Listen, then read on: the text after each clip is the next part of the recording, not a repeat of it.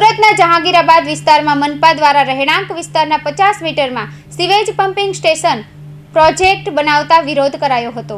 સુરતના જહાંગીરાબાદ વિસ્તારમાં સ્થાનિકોએ સુરત મનપા તંત્ર દ્વારા રહેણાંક વિસ્તારના 50 મીટરના સીવેજ પમ્પિંગ સ્ટેશન પ્રોજેક્ટ બનાવતા વિરોધ કર્યો હતો। જહાંગીરાબાદ વિસ્તારમાં આવેલા વૈષ્ણવી દેવી હાઇટ્સ તેમજ આસપાસના સ્થાનિકો દ્વારા સીવેજ પમ્પિંગ સ્ટેશન અન્ય સ્થળે બનાવવા માંગ કરી હતી। સીવેજ પમ્પિંગ પ્લાન્ટ અહીં નાખવામાં આવે તો લોકોના આરોગ્યને નુકસાન થાય તેવું સ્થાનિકોનું કહેવું છે। વર્ષ 2023 બાદ સીવેજ પમ્પિંગ પ્લાન્ટ ભેસાણ વિસ્તારમાં બનાવવામાં આવ્યો હોવાની માહિતી છે। સીવેજ પમ્પિંગ પ્લાન્ટથી અનેક પ્રકારનું નુકસાન થવાનું પણ સ્થાનિકોએ જણાવ્યું હતું, જેથી મનપા તંત્ર સ્થાનિકોના સ્વાસ્થ્યનું ધ્યાન રાખી આ પ્લાન્ટ અન્ય સ્થળે કરે તેવી માંગ સાથે વિરોધ કર્યો હતો અને માંગ નહીં સંતોષાય તો વિરોધ પ્રદર્શનની સ્થાનિકોએ ચીમકી આપી હતી। મારું નામ નરેન્દ્ર સાહેબરા ભાવિસ્કર, હું શ્યામ એન્ક્લેવ એબીસી વિંગનો પ્રમુખ છું।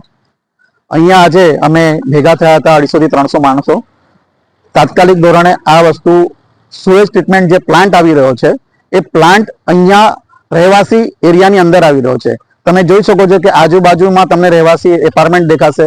As per central pollution control board એવું કહે છે કે સુએજ ટ્રીટમેન્ટ પ્લાન્ટ ઓછામાં ઓછા રહેવાસી ઇલાકાથી 500 મીટરની દૂરી પર હોવો જોઈએ, જે અહીંયા કોઈ પણ કાળે શક્ય નથી, કારણ કે 50 થી 100 મીટરની અંદર જ ચારે બાજુ સોસાયટી છે। તો એ ચારે બાજુ સોસાયટી હોવા છતાં અહીંયા પરમિશન કઈ રીતે મળી એક પ્રશ્ન છે। સેકન્ડ થિંગ, જ્યારે બી સુએજ ટ્રીટમેન્ટ પ્લાન્ટ બનાવવામાં આવે તો સેન્ટ્રલ પોલ્યુશન કંટ્રોલ બોર્ડ એવું કહે છે કે એનો 1/3 એરિયા ગ્રીન બેલ્ટ તરીકે હોવો જોઈએ। તો અહીંયા એવો કોઈ સ્કોપ જ બન્યા પછી થવાનો નથી। તો આ મંજૂરી કઈ રીતે આપવામાં આવી એ પણ એક પ્રશ્ન છે। ત્રીજી વસ્તુ, 2024 પહેલા અહીંયા કોઈ પણ જાતનો સુએજ ટ્રીટમેન્ટ પ્લાન્ટ બતાવવામાં નથી આવેલો।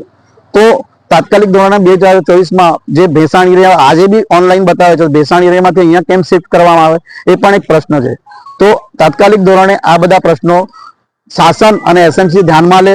અને ત્રીજી ચોથી અને મહત્વની વસ્તુ, આ બધી તો પાયાની વસ્તુ એઝ એ ગવર્મેન્ટ રૂલ્સ પ્રમાણે છે।